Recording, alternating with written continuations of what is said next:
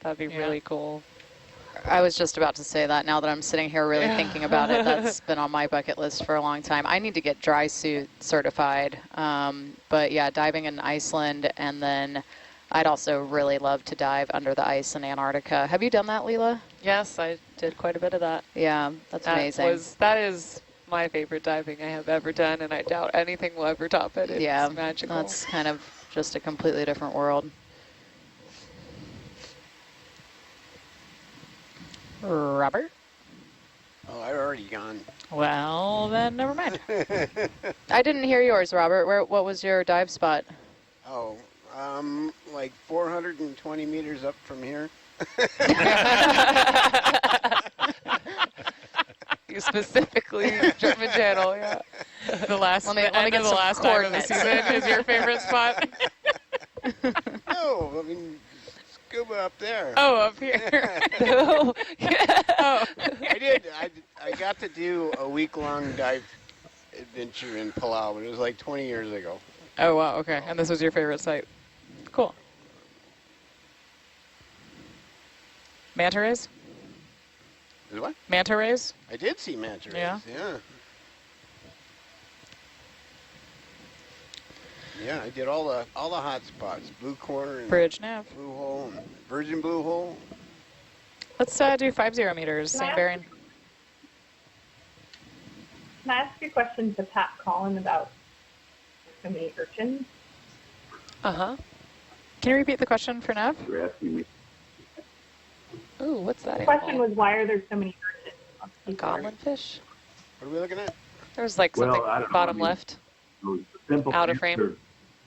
It may not be 100% true, but you're having all this food in the farm. You see the seagrass blades, but there are other things fish, that so you it don't may have left. necessarily Ran for the are cover. being brought into deep water by the currents and downwelling and stuff. You see the seagrass blades. And there it is, goblin fish. There's probably a fair amount of food on the bottom here, and sea urchins are basically herbivores or detritivores. And so probably this is a pretty rich feeding ground for them.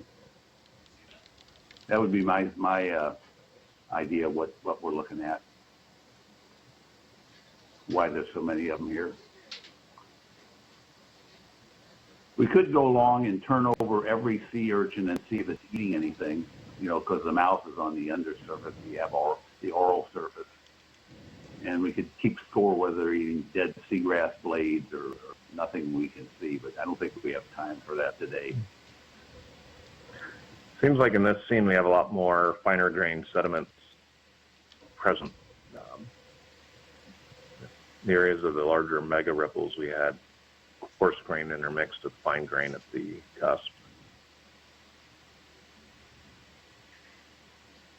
Sorry, was there a request to see a fish in this area? Oh, just as we were flying by, I had called out that sea robin right there. Oh, okay. What it's called? Oh, the little. Can we zoom in on that? Is that an armored sea robin? Sure. Can you zoom in on it? Yeah. Can we zoom in, please, Jacob? Lower right now. Just for a quick look.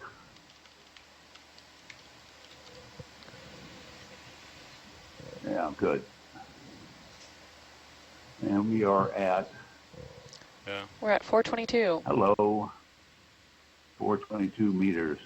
Looks like the same species we've been seeing in a number of places, but... Uh-huh. That's great. Okay, all right, beautiful. This is green fish.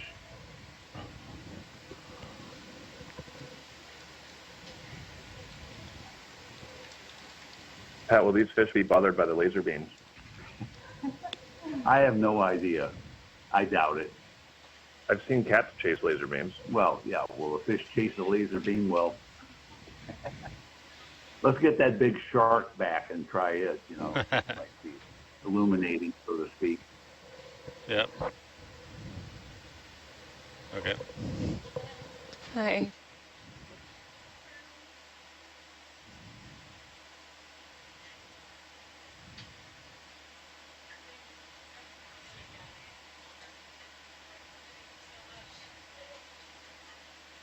Yep. Mm-hmm.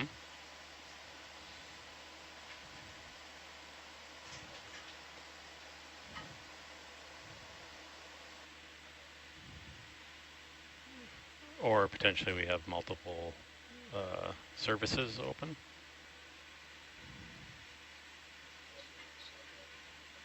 Okay.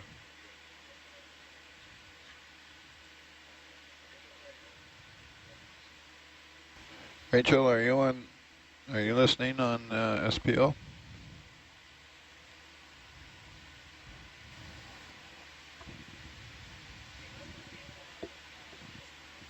Can you give her a call and ask her if she could reboot the Kilo view for the stereo camera? Correct. Or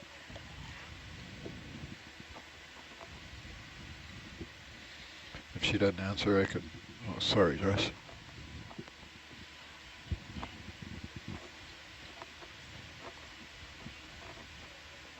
Upper camera.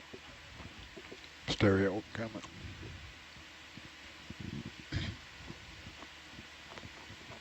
Sorry, Josh. Yeah, no worries. All right, are you good? Yep.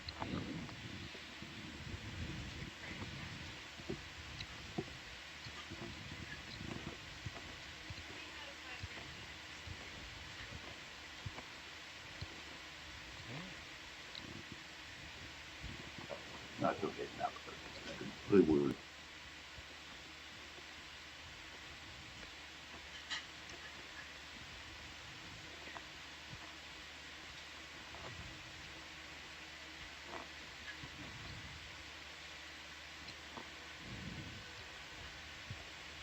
Is that, you brought up that from that icon for the NDI tools? Correct, yeah.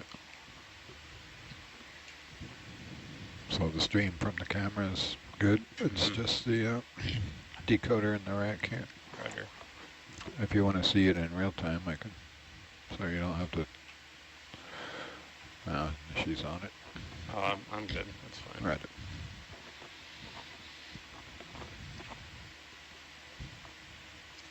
It's an easier troubleshooting tool than, if we would have rebooted the camera, it wouldn't have had any effect. Roger.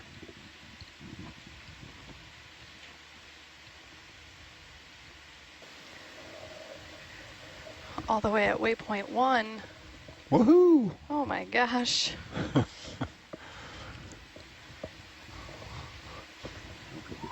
How long is the total dive planned for? Distance? Time, distance, both.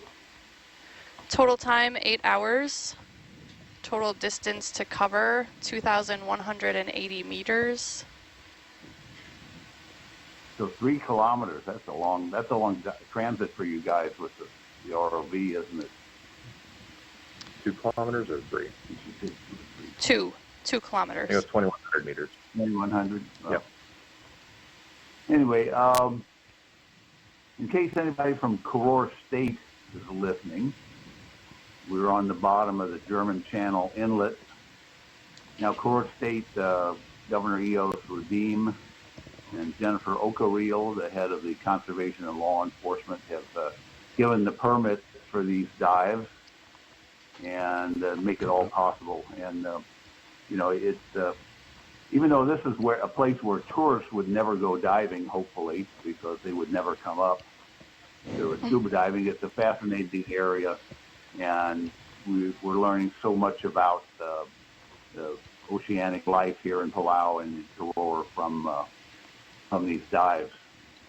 And everybody's been mentioning, these dream places you want to go diving. Well, most of them are in Karor State, the Blue Hole, the Blue Corner, and other areas. And so, the average person can go and see those and be amazed.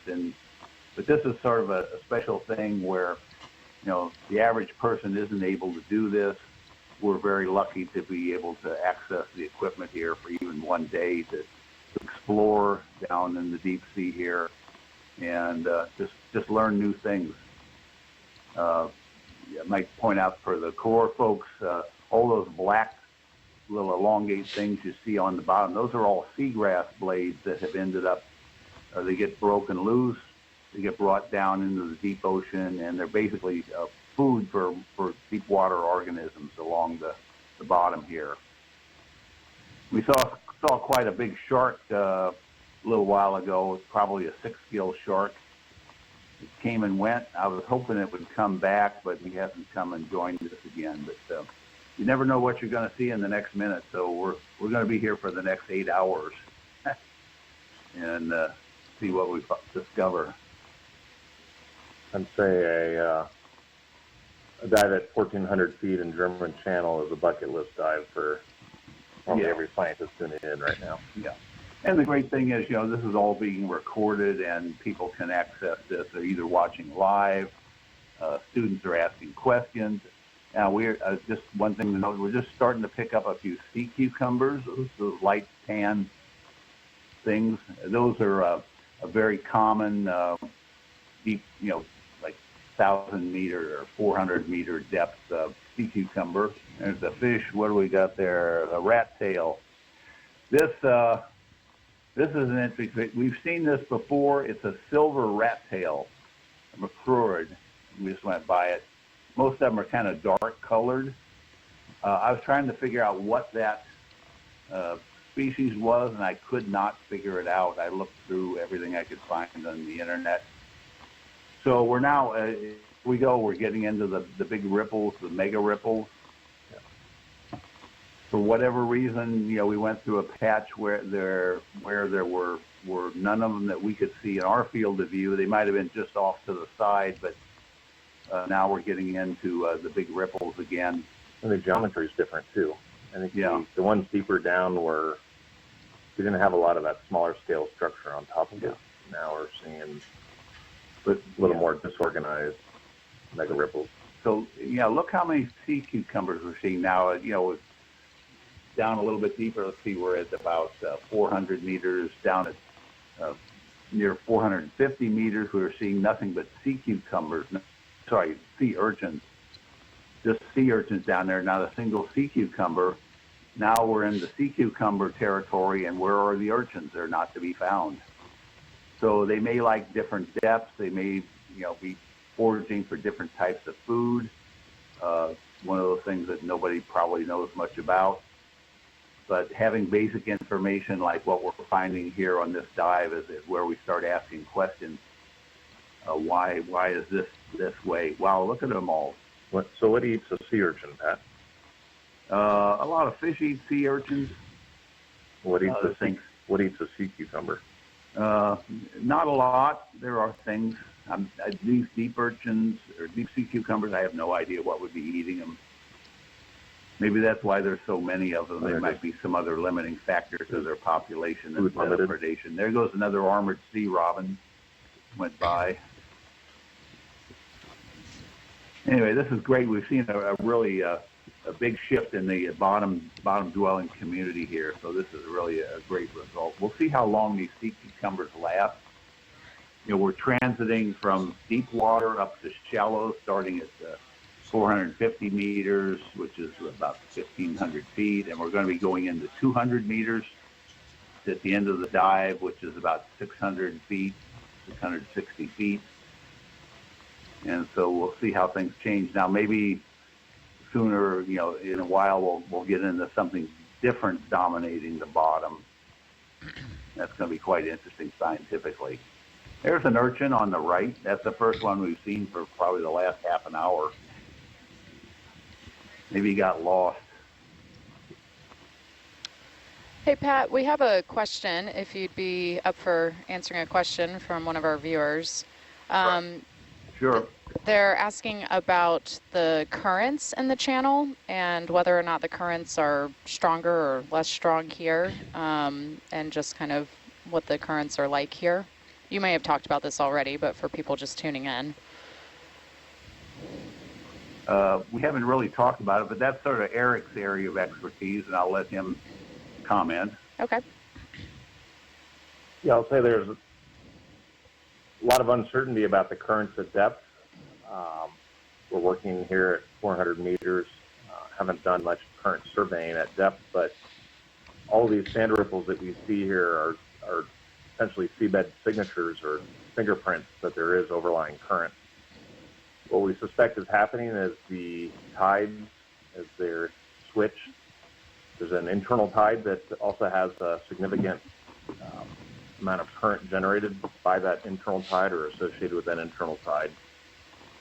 And so what we don't know yet is these sand ripples are probably migrating potentially on the time scale of the changing tide. So as the currents switch, if we were to have a time-lapse camera, for example, over looking at the seabed, we might see these ripples migrating back and forth with the switch of the currents.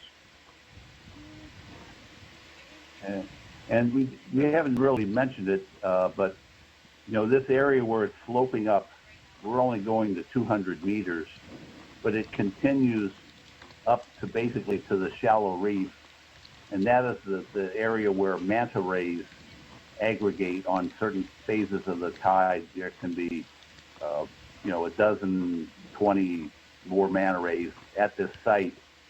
Divers and tourists love to see them. They're on a fairly predictable schedule with the tides. If you go when the tide is rising, this is the tide in shallow water, rising, you go to a certain very small area, get in, and you almost certainly will see manta rays. Now, everybody loves, look at that, I'm looking at this block of rock down there. That's probably rolled down from the shallow reef, and it's ended up out in the middle of the channel. And if you notice the scour on one end of that rock, the scour meaning the currents have essentially pushed away the currents or pushed away the sand. A good indication of the current direction right now is from right to left, looking at the screen. So kind of, Pat mentioned the phase of the tides. I think you've got in the writing there on deck right now, both Ray and Kaylee. I don't know if one of them could talk maybe a little bit more about predictability of tides here in this area. By the way, Van, the Norbit is back on and logging.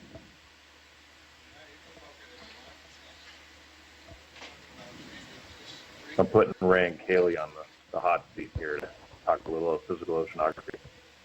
Come on, guys, tell us more. Got some nervous laughter in the back row here. Eric, you're asking about the tides here in Palau? What was the question? Yeah, Pat was talking about the phase of the tides, and general audience might not even know what phase of the tides refers to. So maybe talk about kind of the nature of the tides here in Palau and diurnal and semi-diurnal components. What do those actually mean here? Sure. I'll give it my best shot. So here on planet Earth, the tides are going to be a function of basically the sun and the moon. And so as we rotate and at the frequency of the sun, that's maybe the easiest. So we circle once a day, but that's going to cause two sort of bulges of water around. So you get a high tide and a low tide every day. There's the shark there, yeah. And then as Go shark hunting, Josh. Got something on the cam. Yeah, that's more exciting.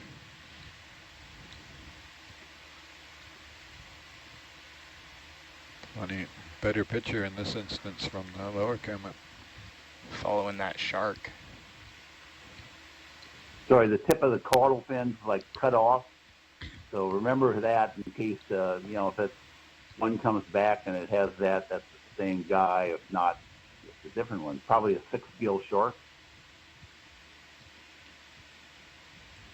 Do you think this is another 6 or 7 gill?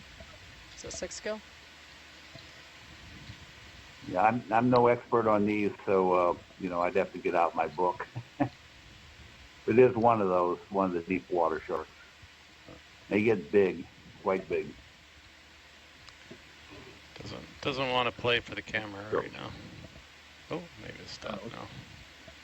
Bring down any chickens? Yeah, you need to put a chicken on the front of the ROV or fish. He'd probably like that. Trying to get a side He or view, but she. it's not. I'm going to keep coming down for you. And Sure. come down right on the deck. Look how the sediment has been changing down here. Good shot in Sorry, I didn't mean to cut you off here. I think the shark stole your thunder there, Ray. Atalanta camera. That's okay. I'll let it be the star of the show. Something definitely chomped its caudal fin there. Yeah.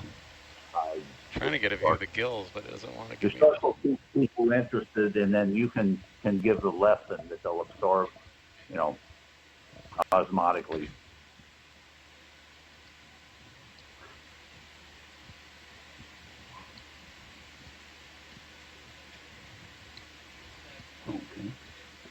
Pat, what does a shark like this eat? It's a shark. I don't know. It could eat a lot of different things. Shark of the size Fish of Let's try and zooming in a vertebrates. little bit there, Jacob. Yep, going in. See if we can get I a really kill. wouldn't want to say because I'd probably get it wrong. Oh, that's gorgeous. That's good there. There we go. Now return. Ooh, that's beautiful. That's How many splits are 7? there? Two. It is 7, isn't it? 3, 2, 4, 5, 6, I think. 6? 1, 2, 3. 6. Okay. Yeah, I'm counting 6. 6. Yeah, it is 6. Ancus Grecius, I think. Hex being 6. Hexagon. So that's why the generic name has a hex in it, I believe. Don't quote me on that. Will they fit in the sample box? Come up a bit real easy. beautiful Okay. shot. Yep. We're getting. Yeah. That's great footage. I hope everyone allows seeing this. These very, very rarely come into shallow water. They're not dangerous to humans, but they might be in trouble. they'll wake you Okay. up. If All you're right. Let me. going Let's to come the wide, very please. boring Hold on, dive. I'll turn my head. Okay. Yeah, Pat, I was just going to ask, what is the typical depth range for these sharks? I'll scoot ahead. I don't know perfectly exactly. They're on the 1,000-footish, which Yeah. is 300 shark. meter kind of range, but they may go considerably deeper. I'm not really a shark biologist, but All right. oh gosh, there's a second one. All right, this is getting exciting. All right. Viewership is going to skyrocket here. Going from sand ripples to sharks. I hope Renee and Jane at Kramer's Cafe are watching this. We told them, get on Nautilus Live. It's going to be great. And here it is great. This is good. This is very exciting. People catch these, if you put down a really baited line or a baited big, huge trap. It's going to be a really big trap. There's a famous video that was done, documentary, it was about 20 years ago, where they took the Johnson Sea Link submersible, which is a sub about 25 feet long and it weighs 10 tons or something, and they had a big bait on the front of the sub, and one of these sharks came up and took the bait and got hooked.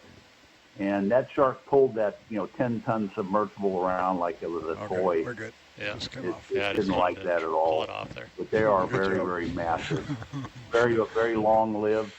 Sorry, I got a little too low there. That's all I right. didn't see you coming back close. Seeing creatures like this in the depths here in Palau and Koror State, it just implies that I'm the gonna things are sneak pretty behind healthy the console here. here and The ocean's give healthy. the old kilo view the hard And, reboot. So these are doing well, and they've been doing well for a long time. Had a few myctopid midwater lanternfish swim by there. We're getting sea cucumbers. So a question for those on the previous 2 expeditions in the Palau waters. Did you encounter any sharks like this at seamounts? No, we didn't see. I think the only shark we saw was a really small, I think it was a lantern shark. Yeah, it was. Yeah. But that's as far as I know. I think that might have been the only shark we saw.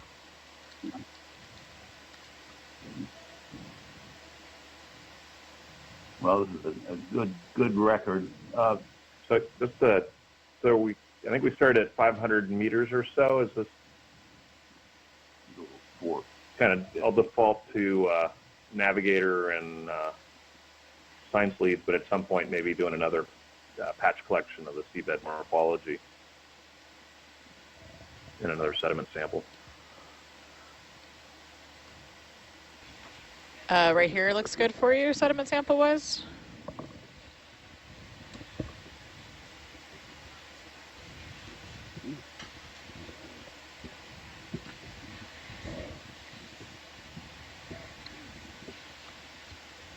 Eric and Pat on Was shore. that a question for us? Yeah, is this the area that you're hoping to get a sediment sample of?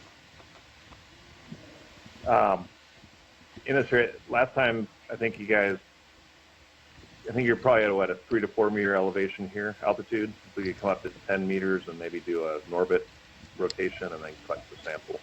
But around here looks great. Okay, so Norbit and a physical sample. Copy that. Yep. The concept here being if we could get a kind of a wider field of the general morphology and then a sediment sample located with it. Copy. Nav and ROV, is this a good spot for that? Yeah, I think ROV is fine with that. We're going to want to do a quick Norbit and then a sediment sample. Yeah, for those folks listening, core state in here in Palau who just dialed in, Norbit is a multi-beam sonar. Okay. In other words, it has a big broad scale. This is Nav. There's 5 meters left on the ship move. Thanks, Nav. And it sort of looks horizontally instead of vertically. So it's looking horizontally and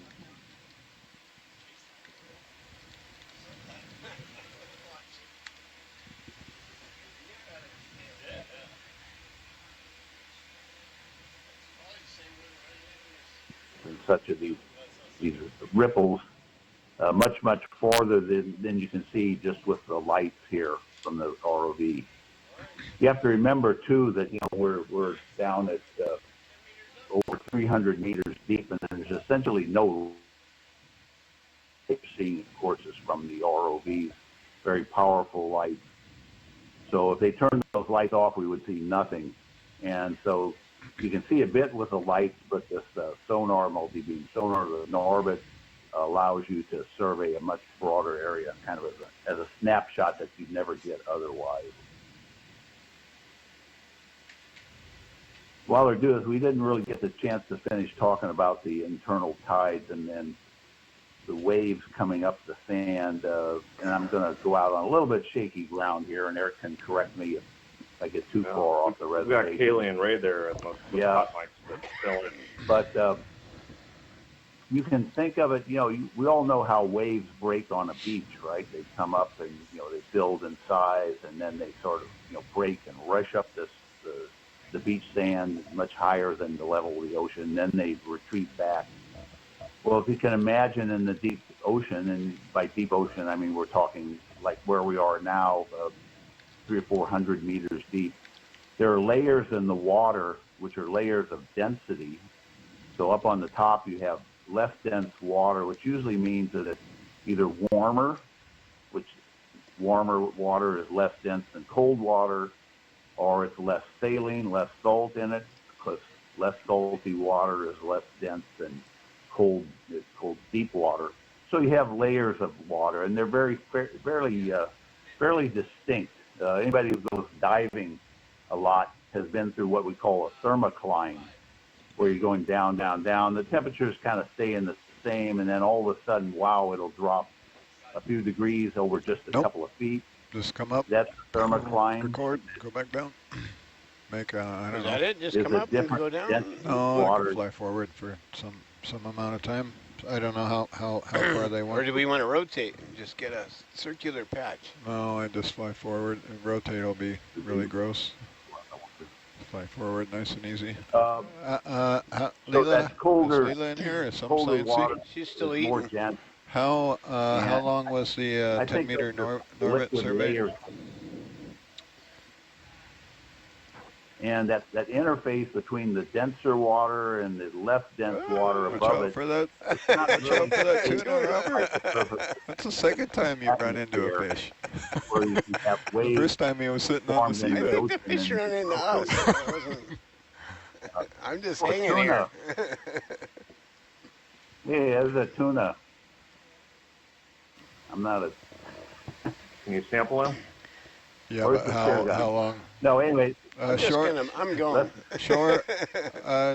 Can someone answer how long they want us to maintain 10-meter altitude for the Norbit survey? What the horizontal distance should be? Norbit, we just wanted to do the 10-meter and do a rotation so you kind of fill in the... or you do want to rotate. The symmetry at high resolution underneath you. Just go real and then slow. We can go back to low altitude mode. Roger. Yeah, what I do is put it in 0.1. in auto heading, as slow as you can, and then do a 90-90. You know what I mean, Jelly Bean? I'm moving. I'm doing it. They want to do a rotate. I thought it was do a straight thing and then rotate. No? I think it's just a rotate. Just a rotate. Yep. Oh. All right. I put the... I know how to do it, Dan. Yeah. But manual, not step. What? Why? You do it however.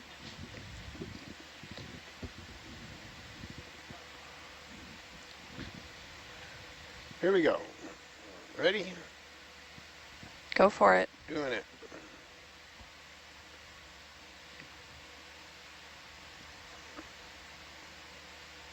Too fast. Too fast? Yep. If you do it manual, we'll do it slower and you'll get a... Oh my God. Yeah, it's... So if you're tuning in on video channel 3, you can see the live multi-beam display. Nautilus Live channel 3. And what's going on here is the multi-beam sonar is acting, think of it as like a push broom. And as the vehicle rotates around, it's filling in the seabed topography.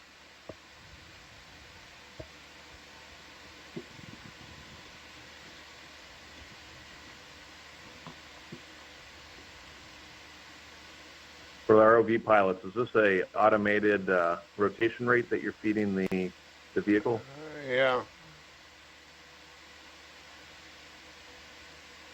0.1 degrees per second. Yeah, that's the hot ticket, Robert. All right. It's the what? It's not the ticket? No, that's the hot ticket, 0.1 degrees per second. Yeah. That might take us an hour to get around the clock. We only have to go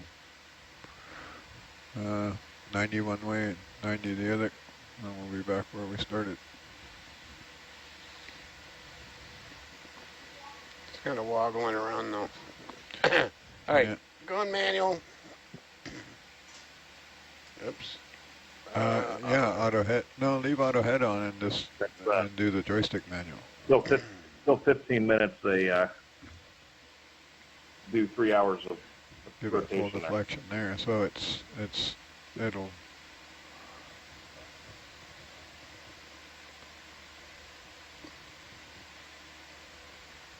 The step should be 1 degree though, right?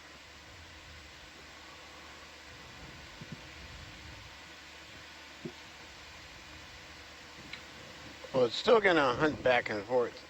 I mean, if I just go not auto head and just do it, drive it manually. If you put the step at 1 degree and the max V at 0.1 and then crank the stick all the way, it will do a very slow sweep, beautiful sweep. Not my first in orbit radio.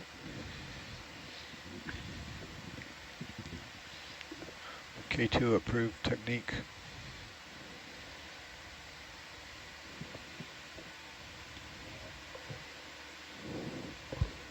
We have a question about the fish that we just ran into. It was a tuna, right? Max V at 1. I can't remember the exact number.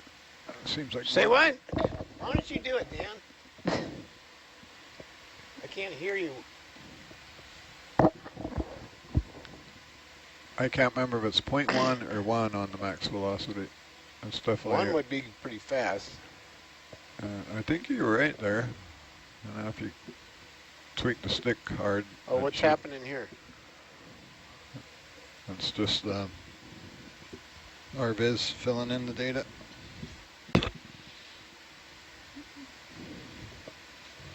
Just gonna measure. We'll try that.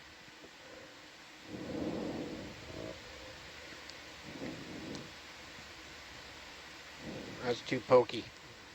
If you 1 degree per second, it'll take 15 minutes for 90 degrees of rotation.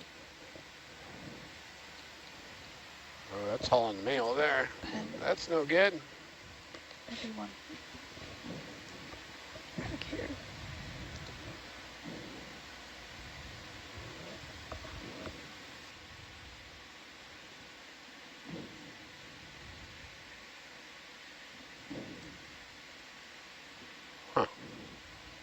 0.4? Yeah, I can't remember what the exact number was, Robert, but it does a nice slow, visible sweep.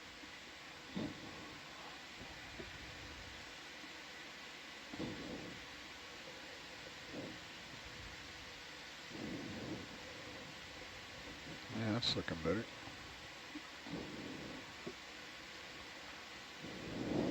It's not very consistent.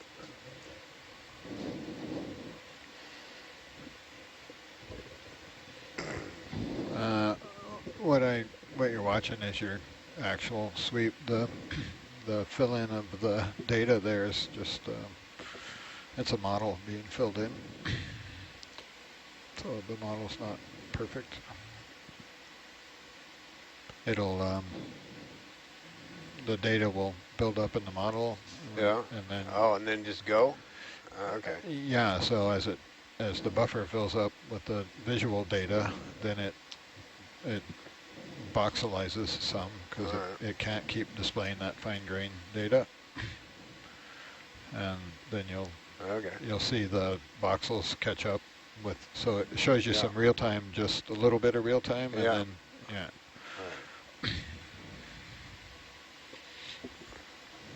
So usually the trailing. I mentioned scour before in a trailing edge previous overflight, but you can see that in the boulder there that was sampled and sand depressions adjacent to it. And there's another boulder there starting to get painted by the sonar. Right? Yeah, it's great.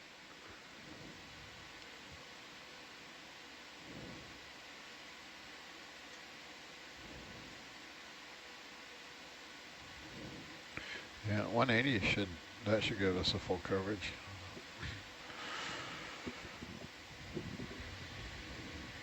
$180 or $90.90, dealer's choice.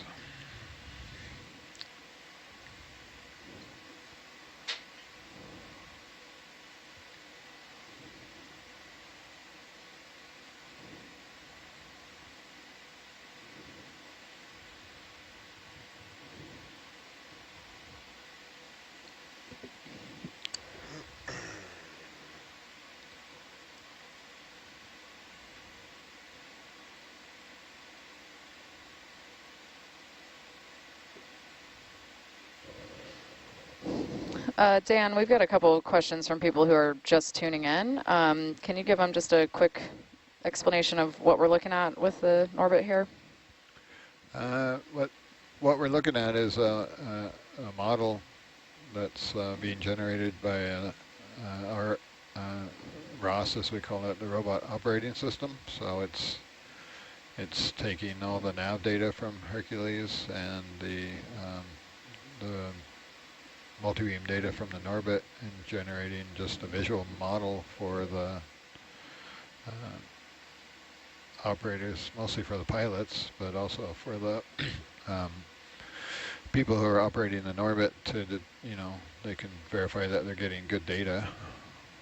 And it's just basically a very cool visualization, if I can say that word. It's pretty common on most multi-beams that are mounted on ROVs, similar to our scanning sonar, where we get some visual data back for the operators. It's often called a waterfall visualization. Still can't say that word. Waterfall, because as you're moving forward, it kind of looks, I don't know, like a wave or waterfall as the data comes in. So the operator can get some feedback on, get good data, basically, helps us. It's also really fun to operate the vehicle by when we're up in the water column. You can see the details like the rocks and things. So when we're doing like a survey of a caldera where we're running at 20 meters, but there's big cliffs and valleys and boulders, as you do a long pass, like a half a kilometer pass. By the time you turn around, they usually have the data processed for one line, and you can kind of see off, use that to judge what your altitude should be to get good data for the next pass, in addition to the real-time display. Is that object behind the ROV, is that a boulder or could it be Amelia Earhart? Looks like a taco. Looks to me like a giant mushroom laying on its side.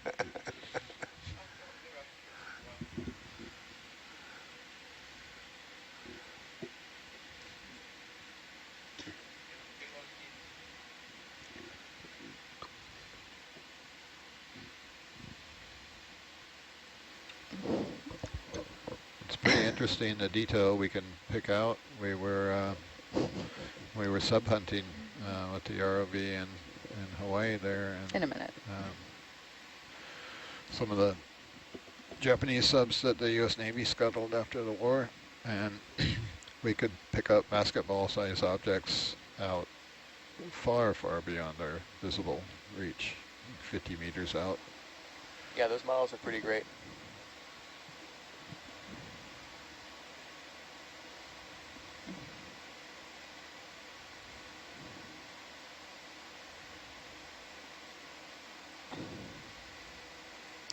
We have a comment from a viewer that says, this is the coolest thing because it's quite awesome to get to see the seafloor off in the distance beyond the darkness.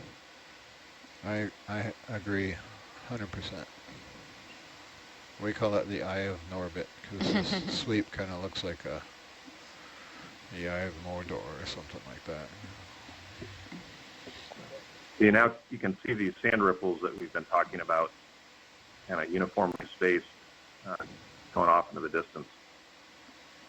This will be great data to post-process after the dive. So we can do a sweep the other way slowly if you want, or we can turn and burn and get on with it. I think I'm going to channel my inner Samantha and say we should get down and turn and burn here. Roger that. What do you think, Samantha? Recommended, yes. We are short on time. You want to look at the tacos some more? They want to turn and burn and make. We already had lunch. You could scoot over there and see what it is. Oh, on your way, yeah. I just scoot over there and see. Yeah, on your way down if you happen to land on the taco.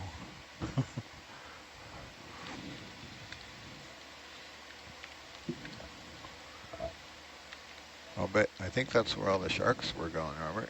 They were headed over for a taco lunch. Yeah.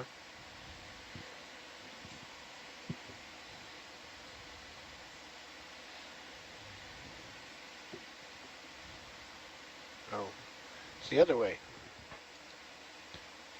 You're going to have to come back around counterclock for your tether wraps unless you want me to take it out.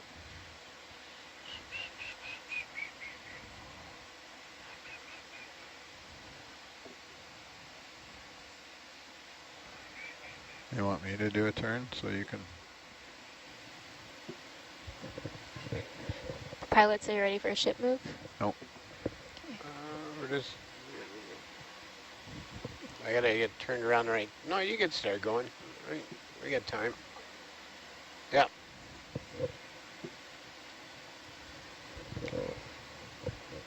Bridge nav.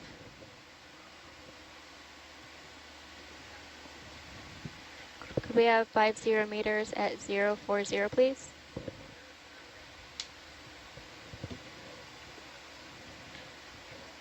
You want me to take the turn out, Robert? I'm not sure what you're doing. Take what? You want me to take the turn out of the tether? No, I'll do it in a second. All right.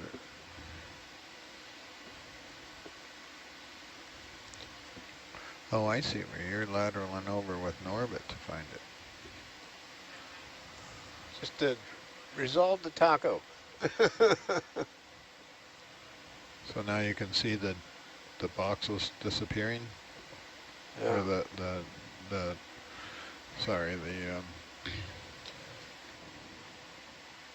the old data disappearing as fill up new data.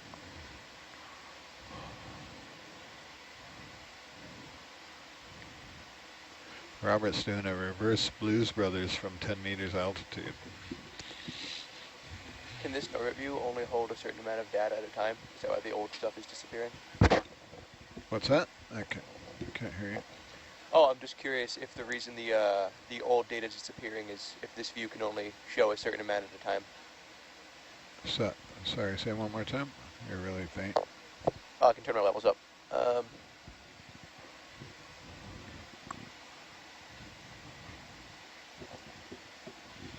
I'm just curious if the reason the old data is disappearing is if it can only hold a certain amount at any given time.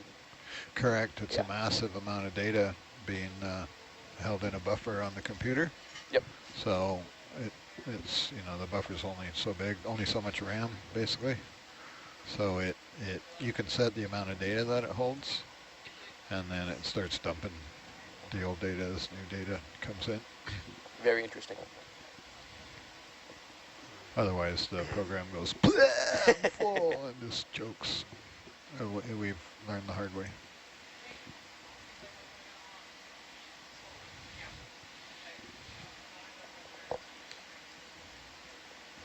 All right, going the other way. Taking a wrap out.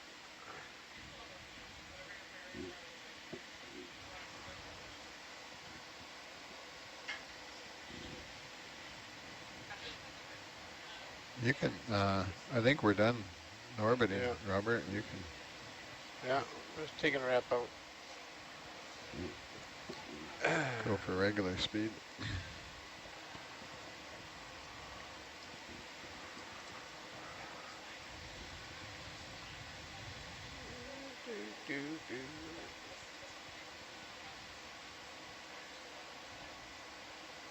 Going down.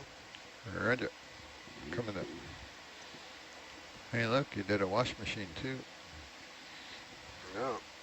Now we get to ground truth, what Norbit was seeing. All right, this is the taco right here. It is.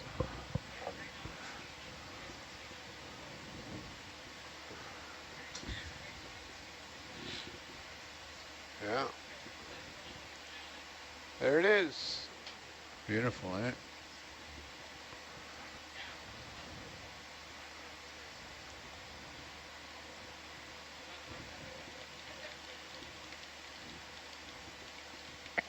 Not an airplane. Could have been an airplane. All right, moving on. Coming up.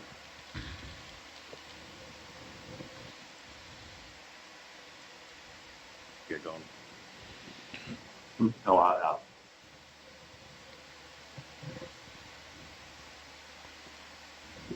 Hot mic. What's the white thing coming up here? Did y'all want a sediment sample here? What is Yeah. this? What is this? Oh, Nautilus! Nautilus! Look at that. Oh, wow. Oh my god. That's insane. Let's see. It's finally happened! Oh my gosh, Samantha's gonna be so sad she just handed over to me. Five. Don't stop tagging until Okay, it's gone. okay, tagging. On both of them, zooming in. What? Yep, I'm going in. A Nautilus on Nautilus. Dreams come true. Yes! Yes! Look at it! Oh, it's so beautiful. Oh my goodness. Let's stay here forever. Turn the lasers off, lasers off, lasers off. Roger. Lasers off. This is fantastic. Amazing. Cloud coming up.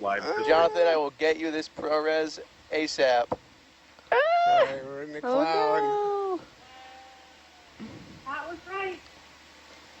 Is Pat watching? Oh. I am. Yeah, Yes. I'm just tagging this with exclamation marks, Jacob. That is more than good enough. This is definitely the new YouTube homepage.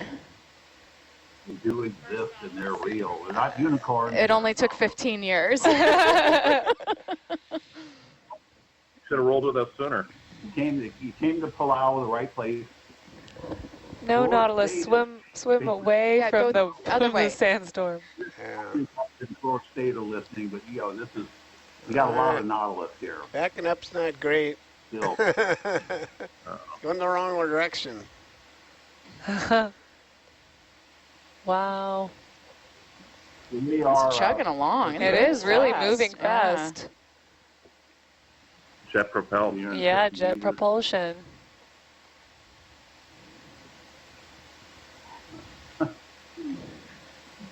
Wow.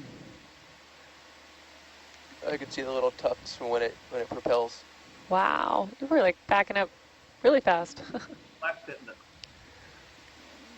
Is Pat there to tell us a bit, or Lori, about the last few times they saw these in the area?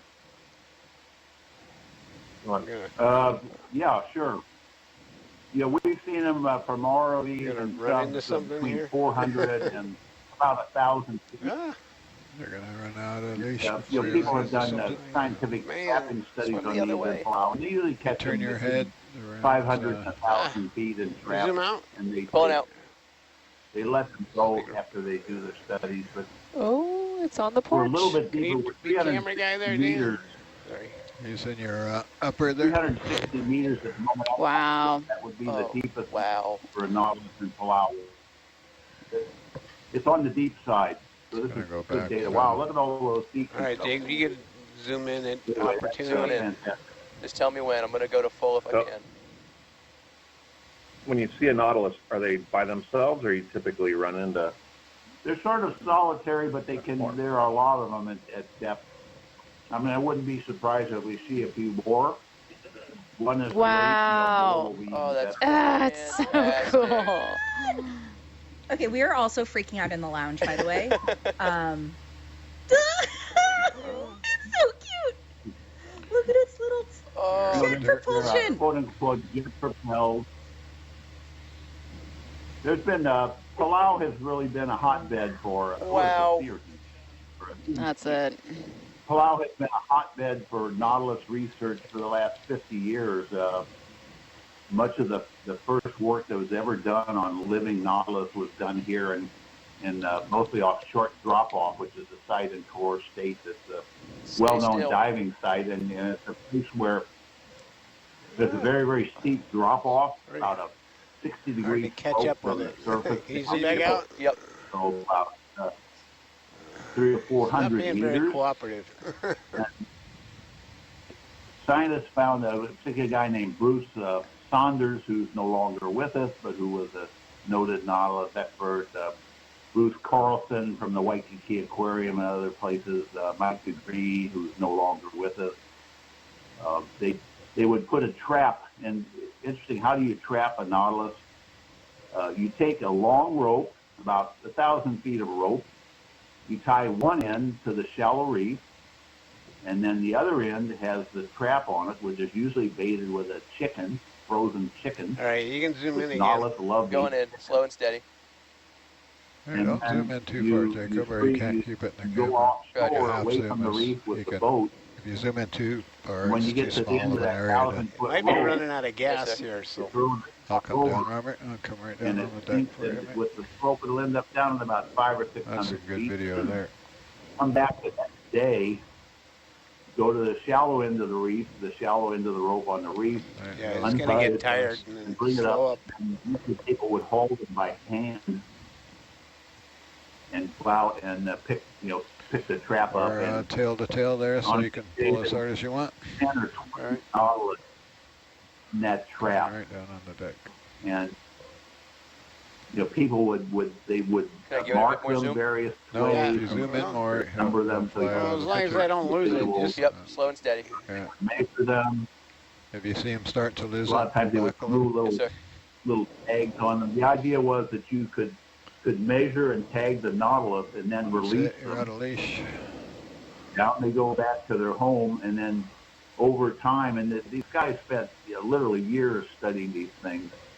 Many times they would collect the same Nautilus again. They don't learn from experience.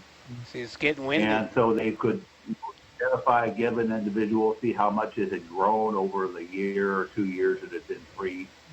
And then, over time, they get a very good picture of how fast they grow, what the population size is.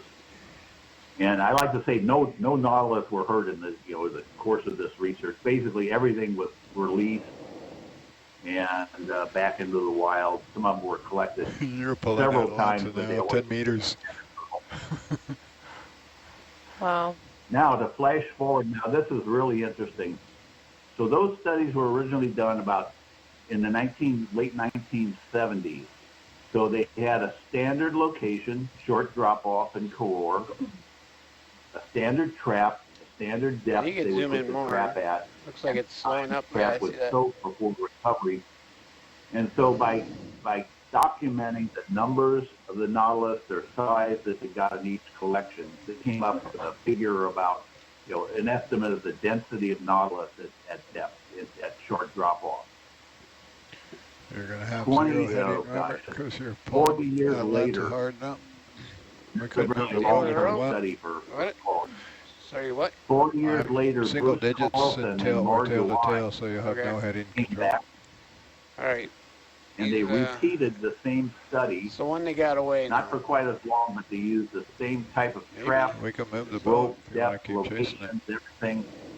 And they discovered over their 2 weeks of work that they collected just as many Nautilus days 10 years ago as they did 50 years ago. It'll circle back around. Conclusion from that is that the Nautilus population in Palau is stable, and the animals are doing well. So, that was a very exciting result. They actually worked with Coral Reef Research Foundation on that work, and it's very encouraging. Now, the bad news is that in certain places, like the Philippines, the picture example of where there's a heavy trade in collecting the shells for the shell trade, Nautilus captures have gone way, way down. So they're stressed there, and that's because people are collecting them. They live a long time. They don't grow very fast. Their populations are not. But you can impact them. You drug Atalanta like 20 meters chasing that Nautilus. That was fantastic. That takes some serious beans, by the way. That was impressive. Great job. There is no commercial collection. Dragging Atalanta tail to tail. Look at that line is off camera. So like we're on the deck. I'm pulling back to full zoom, Robert. Hey Pat, how long do Nautiluses usually live? Okay.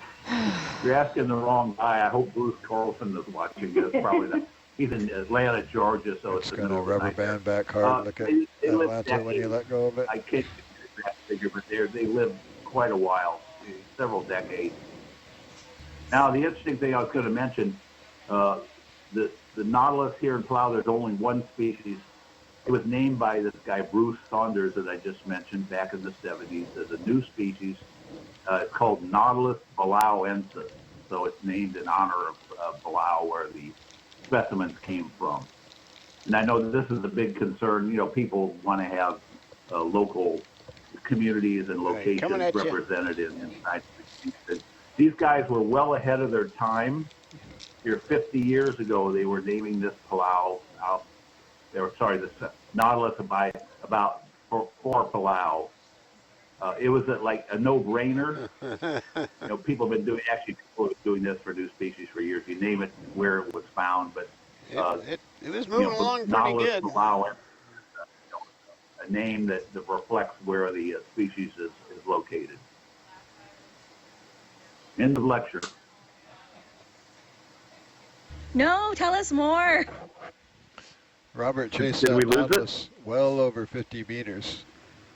If you count the zigs and zags, it was probably a 60-meter run on our nav screen that Robert followed the Nautilus. Did you get any good stills with the new experimental still camera? We certainly did our best. I was here taking pictures with 2 cameras at once. I was double fisting cameras. Well, I hope Nautilus is cleared hot on TikTok. Actually, a couple of interesting factoids about Nautilus. They lay eggs. Science team, sorry to interrupt, but did you want a sediment sample here? We wanted a sediment sample where we did the patch survey with the Norbit. So you're right. I think we missed the sediment sample. We're about 20 meters away from where we were there when we saw the I think Nautilus. that's close enough. This is geology. That's 20 meters is close enough. Make it happen, Grab Dan. some sand. Making it happen. You ready? I'm ready. Okay. You ready? Pat's got some more fun facts on Nautilus. Yeah. He's warming up. I want to finish about the eggs. So, nobody really knew, 50 years ago, people had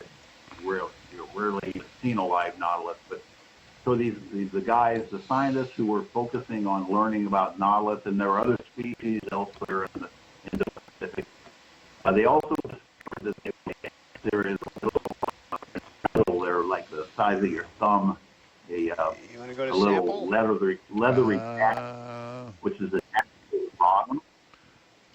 And sure. some nautilus were collected. They will take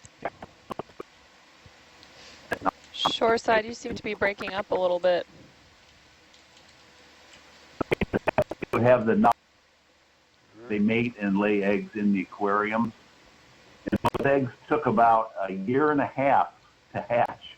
A year and a It's a half long to hatch. time, you know, for Switching back. a year and a half Yes, to please. hatch. And they actually were worried that none of the eggs were fertile because they, you know, after 6 months, like,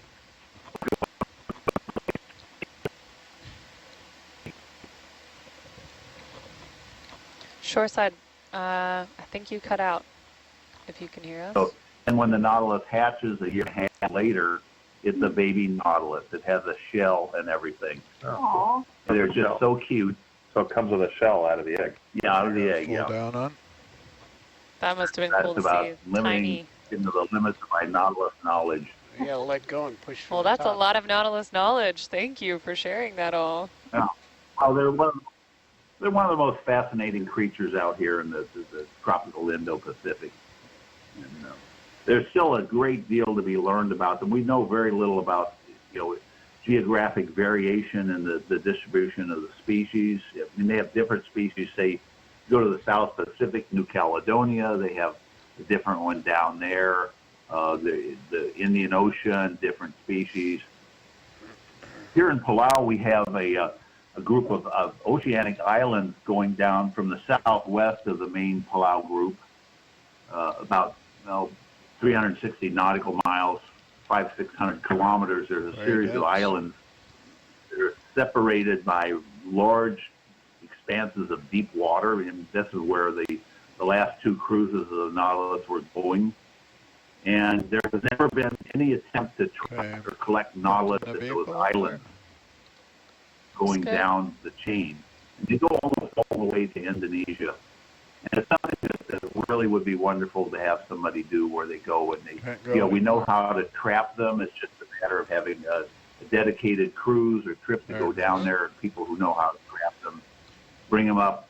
Or are they Nautilus palauensis? Or are they something different? You know, it might be Nautilus tobii or something in the future. So those sorts of things are real, you know, this is getting back to exploring. Sounds like you're proposing another expedition, Pat. Well, yeah, you got to go. Yeah, an expedition would be great, but you have to collect some specimens. I have to say, you're going to determine if they're different or not. You could collect Nautilus and then do DNA, but if it's a different species, you need a specimen. Zoom in for a so you second got to collect. And I'll put it away. Talking to me, Dan?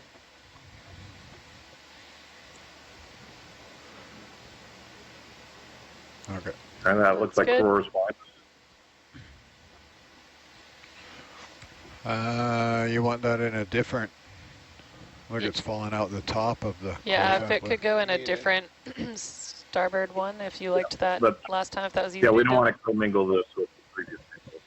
Do not want to commingle. Do not commingle with the previous sediment sample. Yeah. So, yeah, maybe.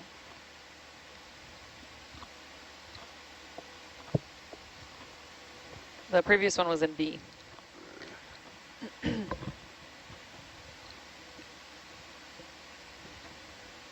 Say when on that switching views. When?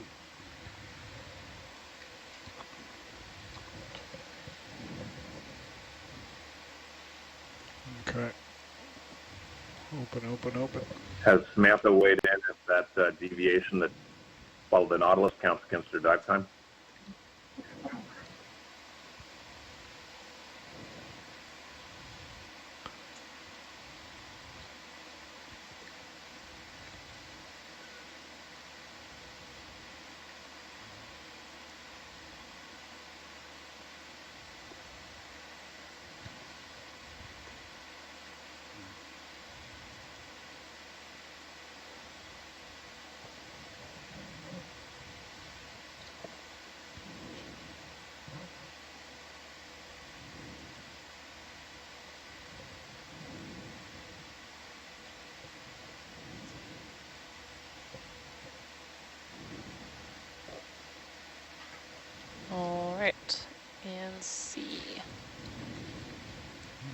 Thought I had freeze fail there for a minute. So while we're waiting to pour the sand into the collection box, one more thing of interest. You know, right now our temperature is 8 degrees centigrade on the bottom here, which is not that's the temperature they like. They also migrate up and down to an extent. Good. Here in Palau, they never go. So I can see the other one. Sorry. That's good. They always remain at least 200 feet deep. They do not like water warmer than 25 degrees centigrade, which is about 76 Fahrenheit. If you tried to keep one in an aquarium, you have to cool the water, otherwise they'll just die. But so they're very temperature limited. Okay. So nothing warmer than 25 degrees C.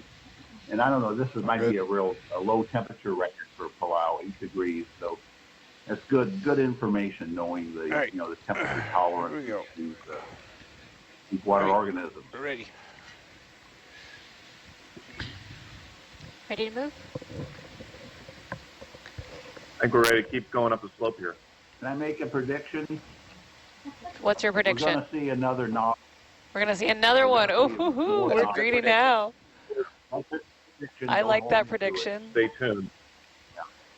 We're also suddenly in sea cucumber land. Sea cucumbers, heaven right now. But I think we're still in heaven. yeah, well, look at all those sea cucumbers. All those dead seagrass blades. Not very exciting, but there they are.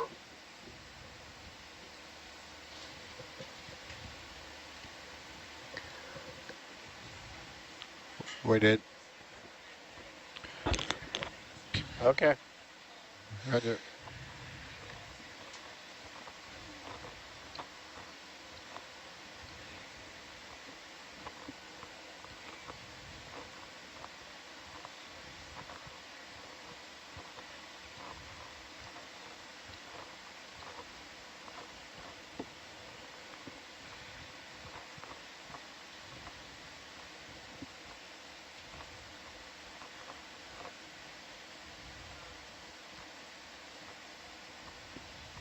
It was 050, is that right? Or 30, what was the heading? 40. Our direction of travel, basically northeast.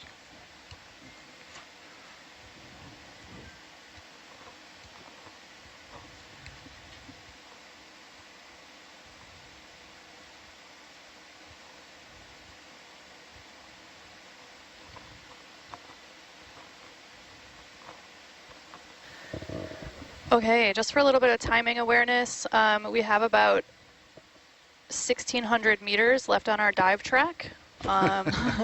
If we're moving continuously and not stopping at our usual rate of 0.3 knots, that's going to take 3 hours to cover that. And we have 4.5 hours left on our dive. So just keeping that in mind if we want to get to the end. So we're going half a knot now? We are going half a knot now. Yeah. Yep.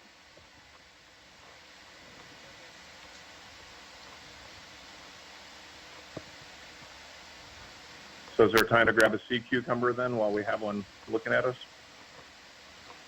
That was a request from Lori Collins. Can we zoom in?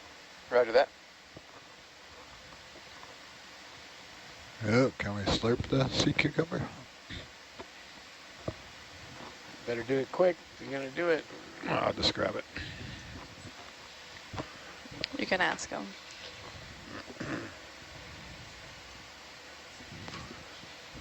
I'll just grab it up.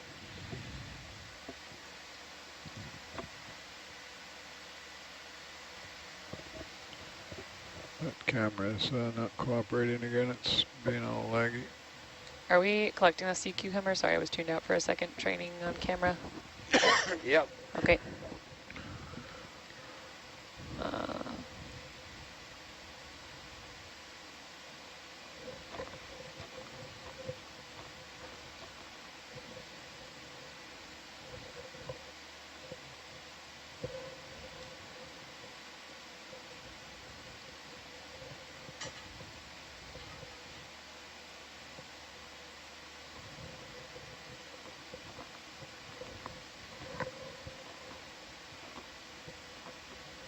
Go in the front box.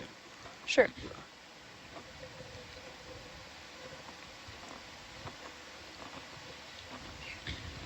Can you zoom out?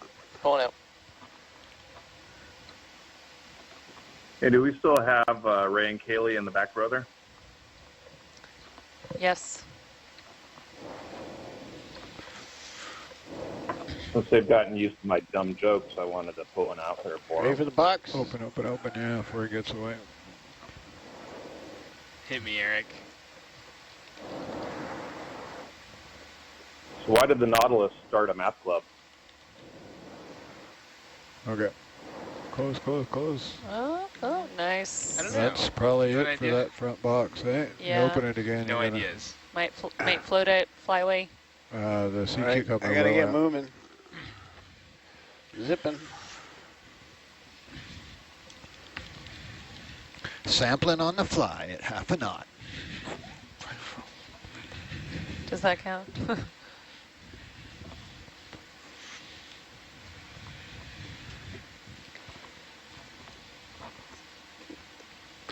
Look at the suction hose.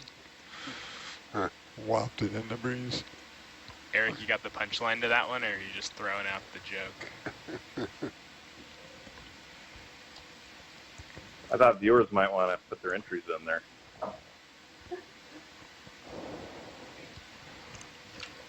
All of our viewers are still freaking out about the Nautilus. I've got a lot of comments here.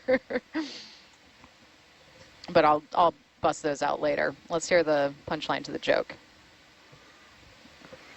Well, are there any guesses from the front row? I got a guess from Pat Welch. He says because it's logarithmic. I'm gonna switch over to Norbert, Robert, and I'm gonna. I knew power Pat would circle get the it upper cam. because Nautilus love logarithmic spirals. Oh, there you go. Another Nautilus fun fact. Sophia's cringing. Dad joke. What was the answer? I didn't hear it. This is the worst told joke ever. The timing is quite off. Did we get an answer? The joke was, why did the Nautilus start a math club?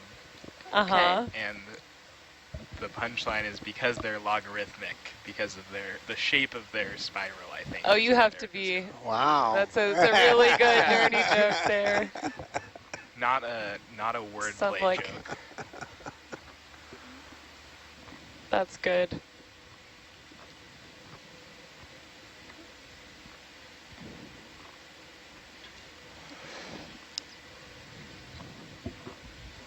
Robert, I'm going to push in just past that frame. Yep. Thank you.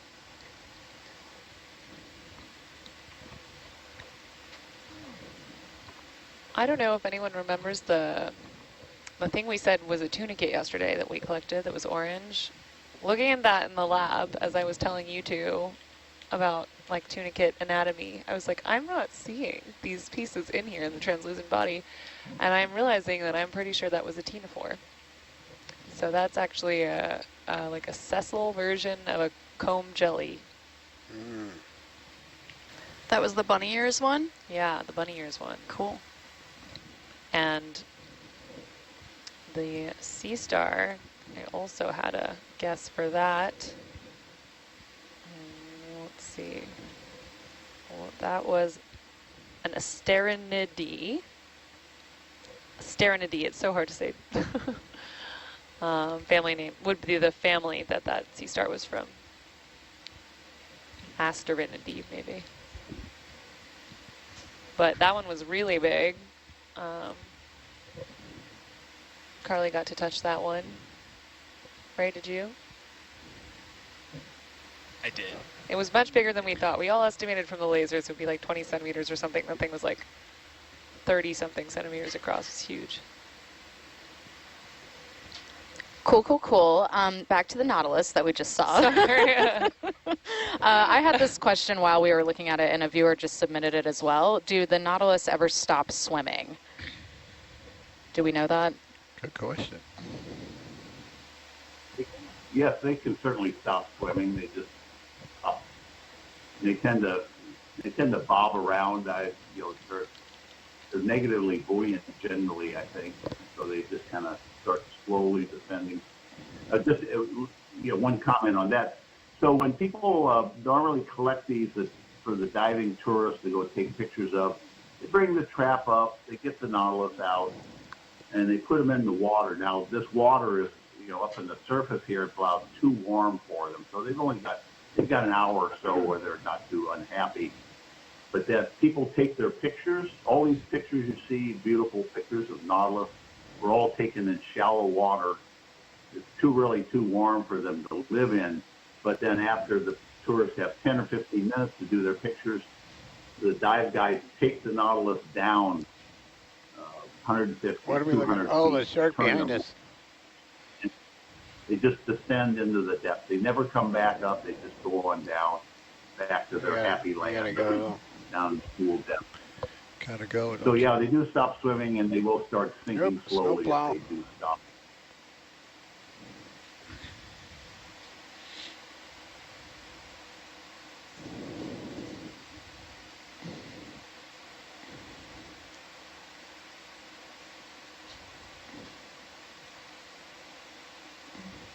Another Nautilus question.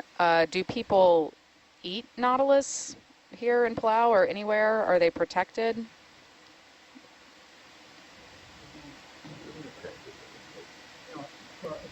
But it's not protected. Yeah, okay. People, as far as we know, people in Palau do not eat Nautilus. Number one, they're pretty hard to catch. It's a lot easier to catch a fish to eat rather than putting a trap out at 1,000 feet. Some areas of the world, people would eat them. They're not really a delicacy as such, but they're edible. You can eat them. But here in Palau, they're also a CITES, a protected species, which is, for international trade, it has to be controlled.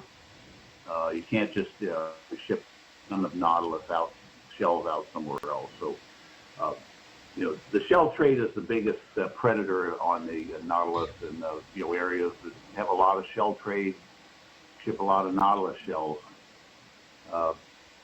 Just another factoid here, I've been told. The Palauan name for the Nautilus is the Kedarm. Kedarm. I think you had that on the last cruise. You had that as one of the Palauan words of the day. Kedarm for the Nautilus. Just saying it again. We've seen the real thing now. Might be word of our day. Yeah, word of our day. Word of the day every day. Kedarm, Kedarm. I'm not sure if that's the perfectly correct pronunciation. I keep coming up with these interesting factoids, but every once in a while, you'll be driving along in a boat, and you'll see a Nautilus shell floating on the surface. And you go, what was that? And you turn the boat around and go back and pick it up, and they're dead. They're not alive, and they have predators. The shell is actually very thin. It can easily be crushed. Also, that the operculum, which covers the shell opening, is kind of a weak point, and a fish can actually come in there and bite that and get into the meat of the animal there. So the ones we find floating on the surface usually have the operculum damaged. But if you see one on the surface, we do pick them up. Otherwise, they're just going to go nowhere. They're just going to become blossom in the ocean. But we pick them up and bring them back, and we have a very, very small collection. Maybe once every couple of years, we'll find a Nautilus shell floating on the surface. Pat, that's how, way back when, that's how people would originally find the dead shells floating on the surface. Okay, end of lecture. We have another question. Sorry, there's a ton of questions. I'm not going to be able to get to them all. But one of them I thought is also interesting. Obviously, the Nautilus is very abundant in Palau, but one of the viewers wanted to know how far their range extends. Do we know how, obviously around Palau, but would you find them in a place like Guam, or how far away is the Nautilus like territory? So they're throughout the Indo-Pacific, from basically the shore of Africa to the islands in the Central Pacific. I'm not sure if there are nautilus in Hawaii. I think not, but Marshall Islands, anywhere in the tropical Western and Central Pacific. However, there are different species. There's, I don't remember the exact number, at least a half a dozen species of nautilus. And so they have a geographic distribution. So, for example, in Guam, they have the Nautilus pompilius, I think, which is the original species that was described. But here in Palau, which is about 1,000 kilometers away, we have Nautilus palauensis, which looks basically the same, but it has enough different characters to be named as a separate species. So there's minor geographic variation, island to island, place to place. At some point, that variation becomes enough that a taxonomist would split them, as we say, split them into two species. The problem with taxonomy is that 20 years later, another taxonomist will come along and they'll combine the two species into one species again, because they think, or based on new information, DNA or whatever, that there really isn't enough of a reason to separate them into separate species. So they do show geographic variation. Over the longer the distance, the greater variation there's going to be in an individual population from each area. But again, it's one of these things that's active area of investigation. The DNA changed the whole character of taxonomic science, from strictly looking at morphology, the different dimensions of the shell and the animal and such, down to a molecular level. And a lot of revisions have been made to taxonomy based on DNA evidence.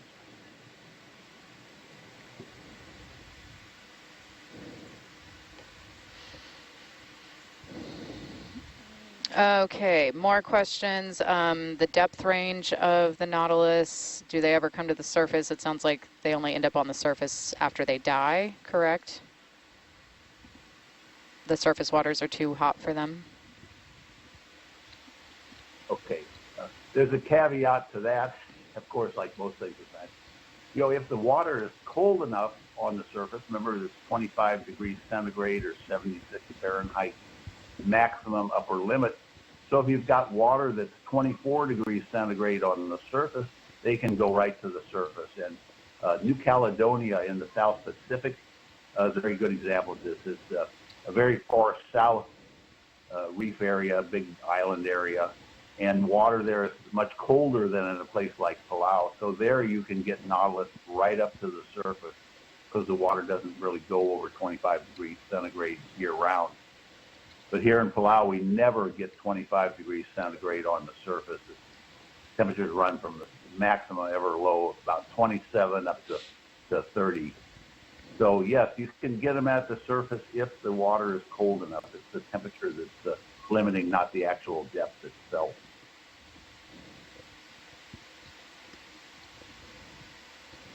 Speaking of temperatures, Pat, the German known for the fish vortex. Often there's cold, nutrient-rich water coming up. What is sort of the temperature of those floors as they come into the vortex? Yeah, we never got into that about the we talked about the layering of the water going down, and cold water is deep. But when you get what are called internal waves, they're sort of like surface waves between the atmosphere and the ocean. But you get waves in between those distinct layers of water, and where you have a gently sloping bottom, and you're seeing a perfect example in the dive here of a gently sloping bottom from deep water, 500 meters, really down to 1,000 meters, up to 10 meters, 8-degree slope, which you could drive your car up that slope. A little bit hard to do, but you could. So when the waves that occur between the different density layers of water, the internal waves, when they're brought into shallow water by the tides, they can actually end up breaking. Imagine a wave breaking on a beach. Can we the zoom water on the fuzziness on the top of that rock? Fuzziness. And the water rushes up Hey, the zoom in, slope Jacob. up into really shallow water, bringing very cold water. This fuzziness? And no affecting left on top of the rock. Other fuzziness. I don't know if that's bryozoans. And that's why the or... manta rays. That's basically why the manta rays come to German Channel. It's a bit simplistic, but that's sort of as we understand it, the reason why. Now that's a lithistid sponge. That's great. That's a good one. Can we collect that? Ooh. That heart-shaped thing. Anyway, so the water, the internal wave breaks. That's it good, rushes thanks. up in an internal bore, they call it. And there's divers. I don't think we're going to have time. Yeah. He's talking about this one right here? Were you talking about this lithistid sponge right here? No, down you can in have the front of the rock. Yeah, I think your feed is a little bit delayed. We're looking at it now, I believe, but we don't think we're going to have time to sample this one unless we change something. Is that okay? Yeah, that's fine. Yeah, we may see some more later. But anyway, that's a Herdmania. No, it's a Microstylifera Herdmania is a very common lithistid sponge, but this is a nice deep one. We're over 300 meters. Okay. And we suspect, and nobody's really worked on it, but these grow pretty slowly, and they have like annual rings. Zoom in some more? I think we're good to keep going, and if we see another, maybe another better time. Is this the same, Pat, as the one that we collected on our first dive? We were trying to get that. Yeah, we didn't actually. We got just not the whole one, but we do have a sample of it in two larger fragments. Sometimes they're like a knobby donut, and other times they're like a ear like that. So that's good. We've sampled them, but it would be nice to have one from this area, but not a deal breaker. Okay. It's a nice to have. Some steep terrain off the rest to of the dive left of that left there. So to keep us registered, what is the vessel moving at right now? Is it a half a knot? Yeah.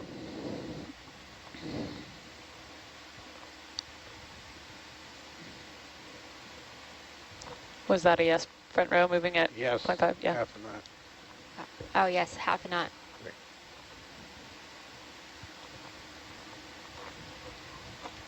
And unlike the beginning of the dive, we seem to be in an area where there's more boulders present now. I don't know if the slope is a little steeper. Looking at the multi-beam sonar that's been done here, there are areas that have a rougher bottom, but it's still about the same slope. Okay. We are live. Is the sub-bottom profiler operating on the ship right now? No.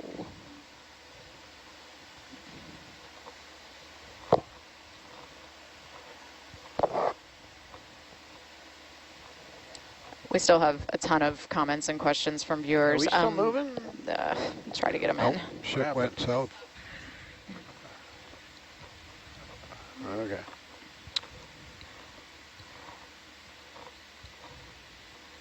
Pat, would you be willing to quickly reintroduce yourself? We've had a couple people asking about who is speaking and who has all of this amazing information about Nautilus and Palau and all the things you've been talking about. Can you tell us who you are again? Sure. This is Pat Cohen from the Coral Reef Research Foundation.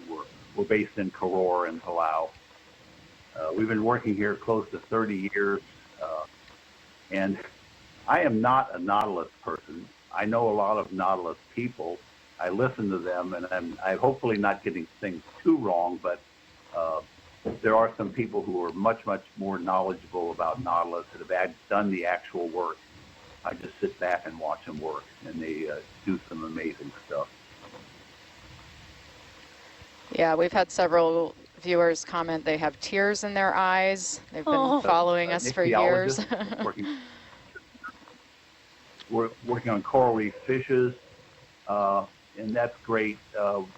Back in 1992, our group started working for the U.S. National Cancer Institute, collecting marine invertebrate and marine plant samples for anti-cancer screening. We worked worldwide, although we were based in Palau during that time period. So we did our most intensive work here, sampled pretty much all the available shallow water marine invertebrates, marine plants. And then about 15 years ago, we started hooking up with these guys from Scripps Physical Oceanography, Eric Terrell, Dan Rudnick, Sophia Merrifield, and others, and we mate sort of the biology with the physical oceanographic now. So we're kind of going in a new direction, but it's pretty exciting stuff, particularly with climate change issues about temperature and coral bleaching and all that sort of thing. Yeah, it's fantastic. Do y'all mind if I just keep reading questions and comments from our viewers? We've got so many pouring in here. Nope. We'll answer questions as long as the ROV is underwater. Well, I think this is an important one. Can you please repeat, was this the first Nautilus sighting ever from EV Nautilus, or just the first one of this year? And yes, the reason we are all freaking out and talking about it so much is this is the first time that EV Nautilus has ever seen a live chambered Nautilus during a dive. So this is a pretty exciting historic moment for us. And it is dive 2085. It only took us 15. It only took us 15 years and over 2,000 dives to see a Nautilus on Nautilus. Thank you for sharing our excitement. I might give you a little comment that you guys usually dive too deep to see Nautilus. Too deep for Nautilus. So I would vote for more shallow dives on slopes like we're doing in the last few days, and you're going to see a lot more Nautilus. So, it wasn't for a lack of you guys being out at sea. You were just a little too deep to really find Nautilus. We saw a lot of shells in Samoa there, but no live ones. I think we were like 1,500 meters there, though. You saw dead shells down at 1,500 meters? Yeah. Quite a few of them, actually. Nautilus and the nautiloids are, important part of the geological fossil record, too. So that's why you see them, the animal dies, the shell goes to the deep sea, gets buried, and becomes part of the rock. So that's really interesting.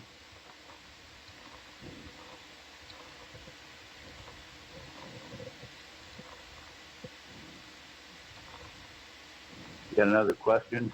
I've got so many. I'm just scrolling back through them. And so many beautiful comments as well. I can't wait to share these with the whole team. Let's see. Are there any local lore or cultural stories related to the Nautilus in Palau? Okay, that is an interesting question. I, am no expert on Palauan culture, of course, not being from here, but there are a few artifacts that use Nautilus shell. The one that comes to mind is the back in the traditional cultural days.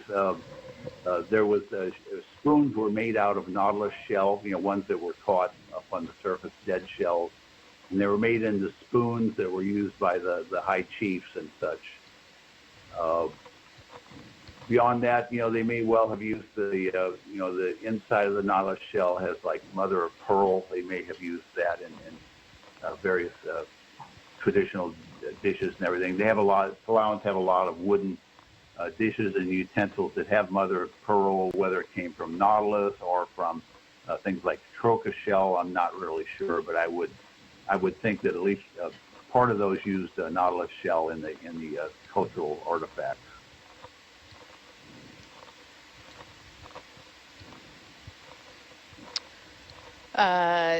Do y'all want to hear a couple Nautilus jokes? We've had a couple of those submitted as well. Let's see. Oh my gosh, so many things I'm scrolling. Hold on. Why did the Nautilus go to therapy? It was twisted? felt like an empty shell. Because he was spiraling. That's a good one.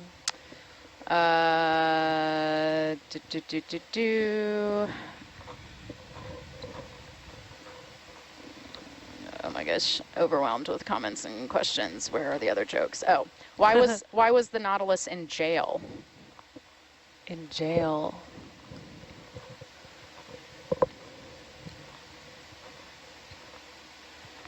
Anyone? Because it was naughty by nature.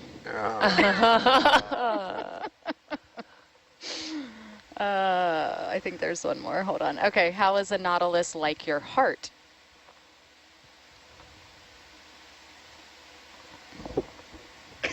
It's chambered? Yeah, that's what I was thinking. Chambers. Yeah, it's all about the chambers. Okay. That one's more of a biological thing than anything else.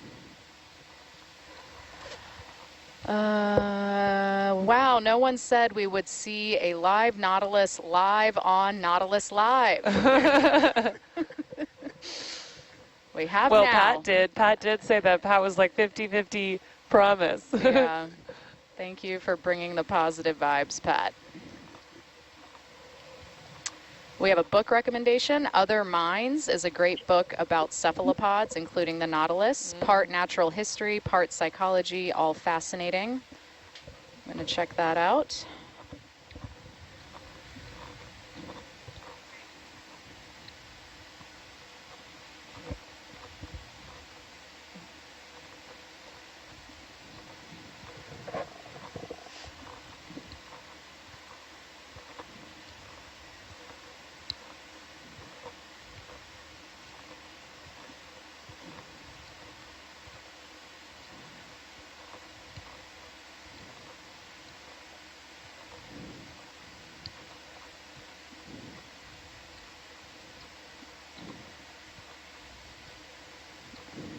I think our viewers might break our internet here. My page has to keep reloading. It's a good problem to have. It's a wonderful problem to have. I'm just trying to scroll back down. We've gotten so many things here.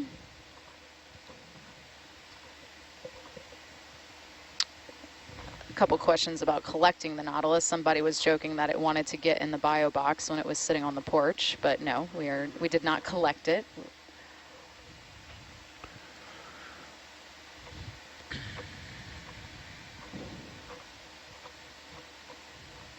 Okay, I think I've answered most of the questions. Lovely. Let us know if you have more questions about the Nautilus or anything else here that we're doing in Palau. I just wanted to add one thing. Remember native Palau.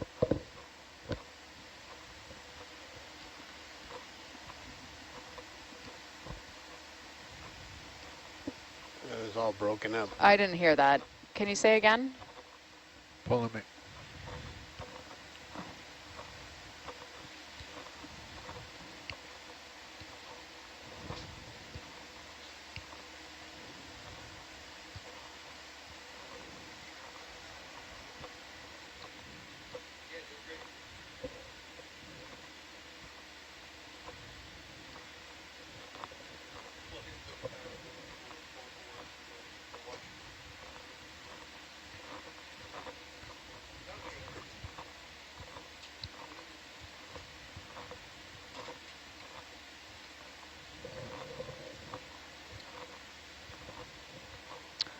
We also, just scrolling back to earlier in the dive, there was a question about, is there any particular reason why there are sea cucumbers in such abundance? We saw a lot of them earlier in the dive.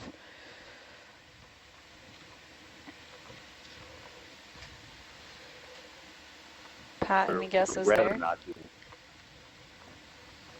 Without being adequate, they feed on detritus and sediment and passes.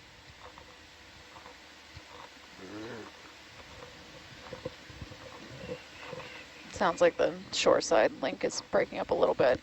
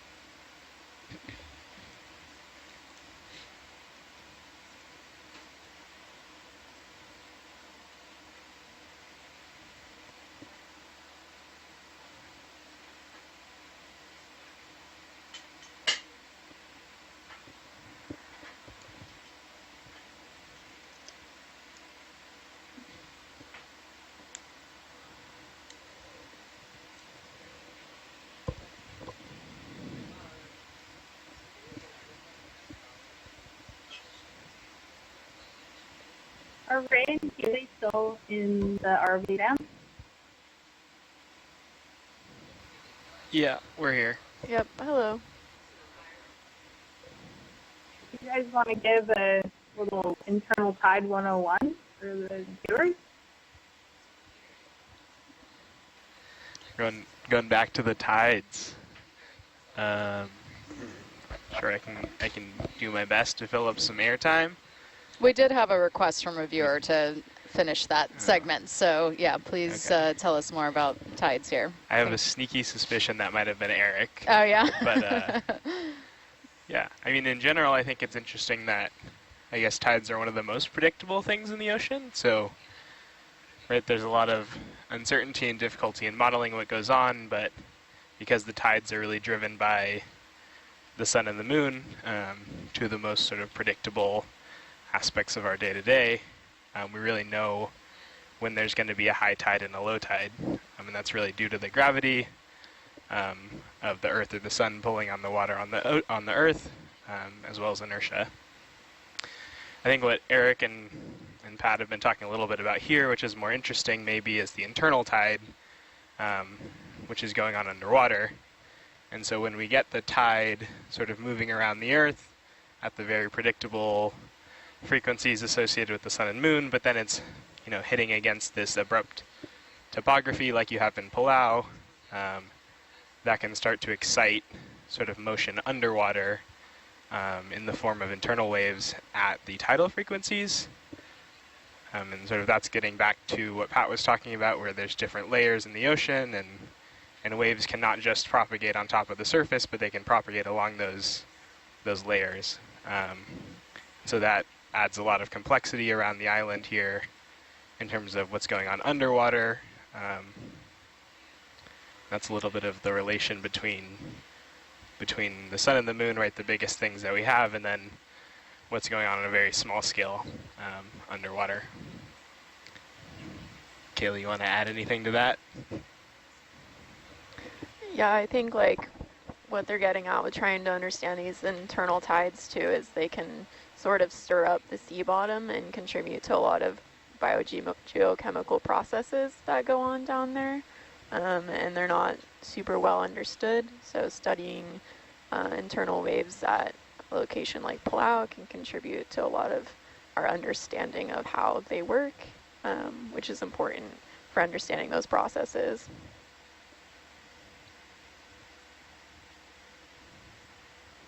Pat here, just jump in. And, you know, as you see these are large ripples on the bottom. The current is very gentle right now, but if one of these internal tides or internal bores came through here, the current would get really ripping, and that could be several knots, a few knots at least, and we wouldn't be able to keep the ROV on the bottom. Just be swept up by the force of the water. So we're lucky that we're not hitting an internal bore at the present time, but it is a very different world down there when one of these is coming through. There are reports even up at the far end where the manta rays are, like giant currents of very cold water coming up and hitting the divers at just 20 or 30 or 40 feet deep. And it's just an incredible a few minutes from nice, warm, tropical water to freezing cold water coming up into the shallows.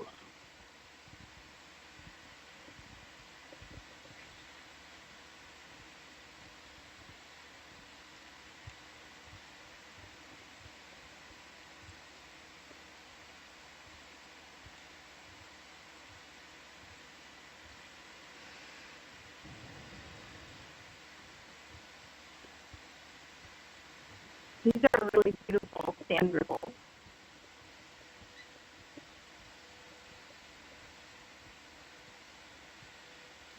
Yeah, it reminds me of one of those Zen gardens, carving in the sand. Does sort of remind you of that.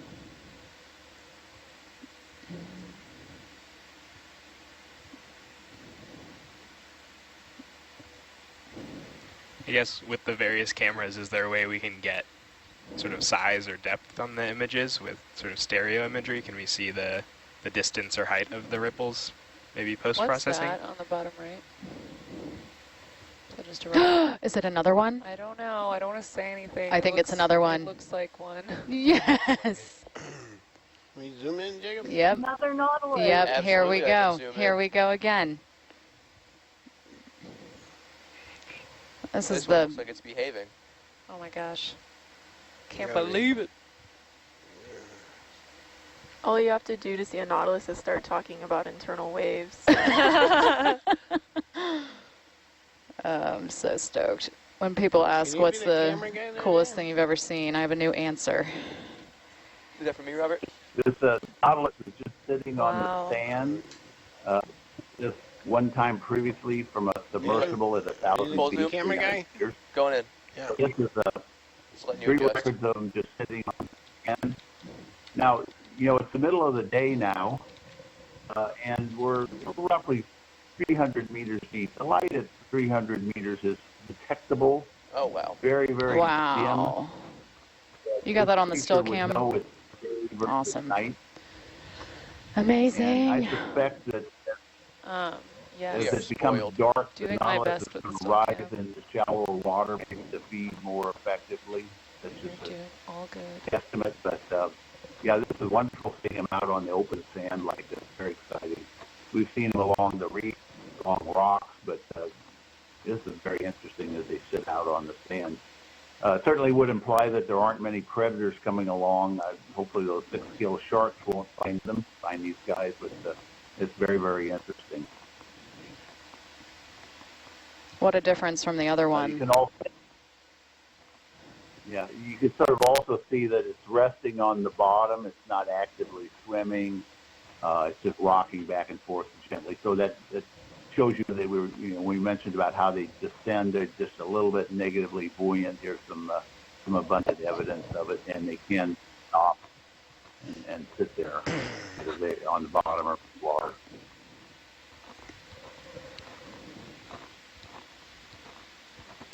And Pat, you said they live a couple decades typically?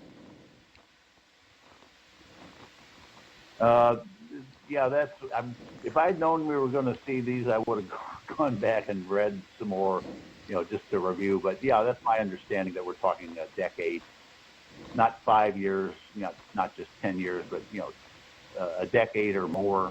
What's the maximum? I doubt if anybody knows. Nobody's studied them long enough to really know that.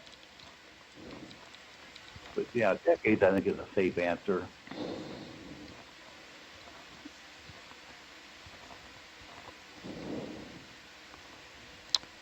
And the ones we've been seeing, the species is Nautilus pompilius. That's how you say that? Also called the pearly Nautilus. Well, this isn't pompilius. It's not? That's a very widespread species. No, this is Nautilus palauensis, which was named by Bruce Saunders back in the 1970s, I think. He found some morphological differences between this particular population here in Palau and the more widespread Pompilius. So he made a taxonomic decision that these specimens here from Palau deserved a separate scientific name. So he's the one who named it Nautilus palauensis. I think he had a couple of co-authors, and so that name has stuck to it since it was first applied to this particular organism. Yeah, the photos online look the same, but yeah, that's very cool.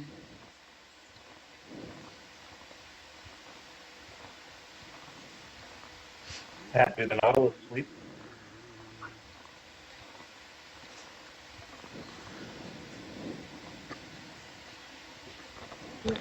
Pretty, well, the more active, pretty epic watch change stop there, Robert. Yeah. More active at night.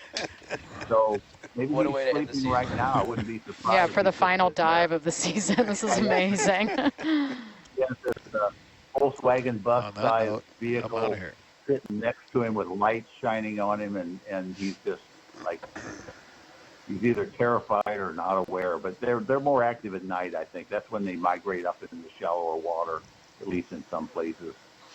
I would say people have also, instead of just tagging, putting a number, gluing a number tag on there, they've actually put like sensors that measure the pressure or the water depth on the animals, and so they can, if they recover the animal later, they can download that information and see what sort of cycle it's been using for going up and down versus how long it's been free since it was originally tagged.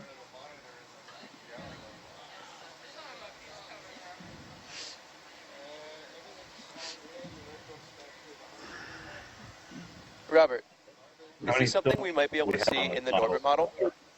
In the where? In the Norbit model, since it's sitting so still. Oh, I don't know. I remember with the Club Norbit assaults on the wide field exhibition last year, we could see a goosefish that had been sitting particularly still. I'm curious if this will show up. Huh. If so, that'd be a cool model. Yeah.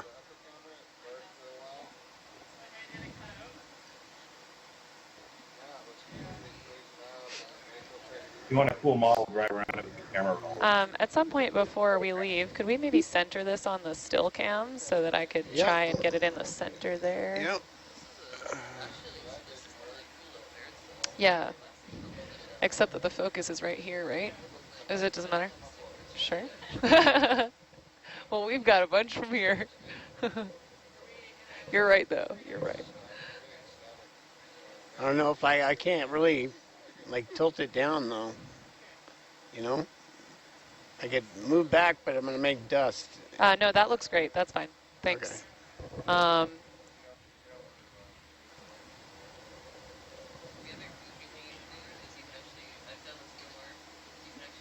Oh, while you're, okay.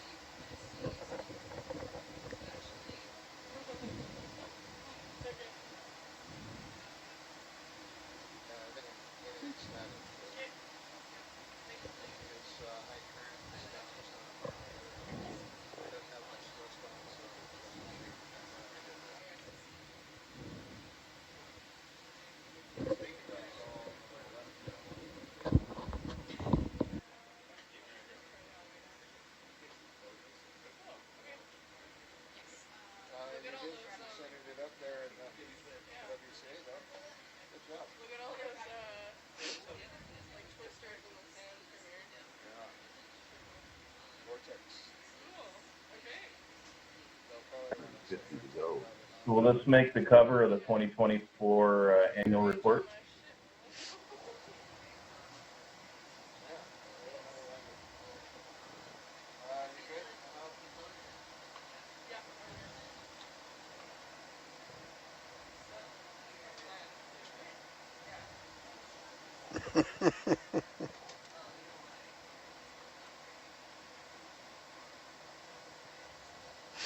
All right.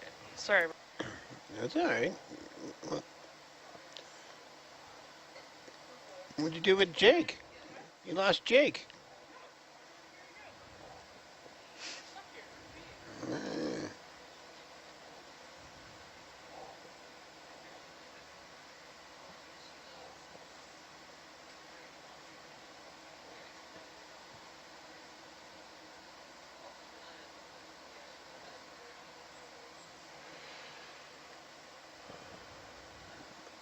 All right, are we done and moving on? Or? Yeah, I mean, it's very hard to leave behind, but...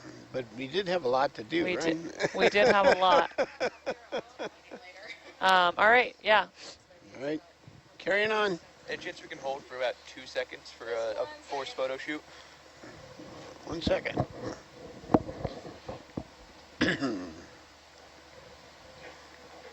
Forced photo shoot, is that what you just call it, Jacob? At this moment, yeah, that's what I went with.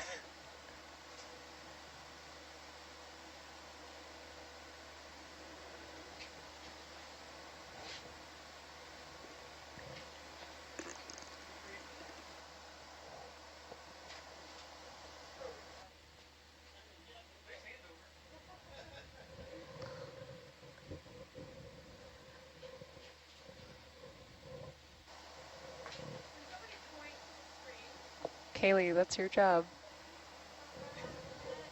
Oh.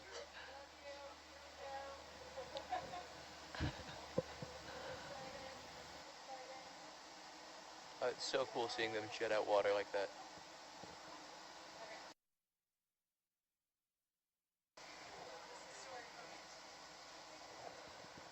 Yes.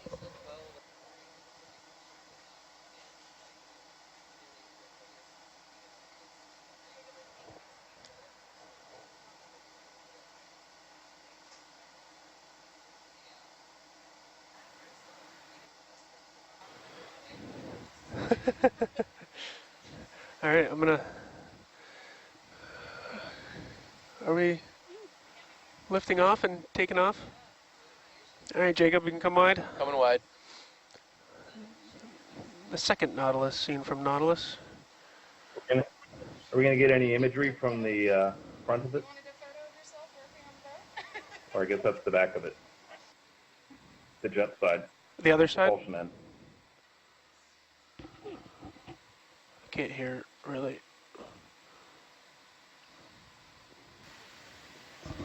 Yeah, if the bow is the shell, the aft end.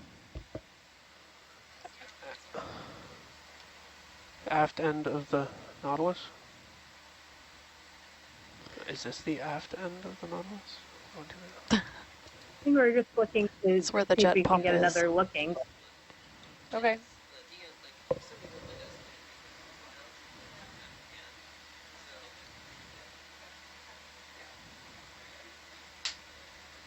Wobbly camera.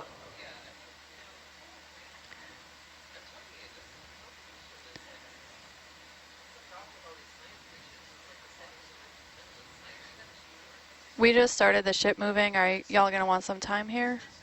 Just maybe a quick zoom. Okay, Here. quick zoom. Push in there. Jacob. Not quite ready to say bye.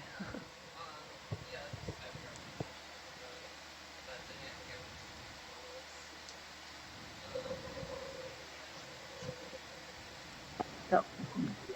All right, those would be some great stills. You can see it's oriented up into the current. It might be feeding. The water's flowing past it.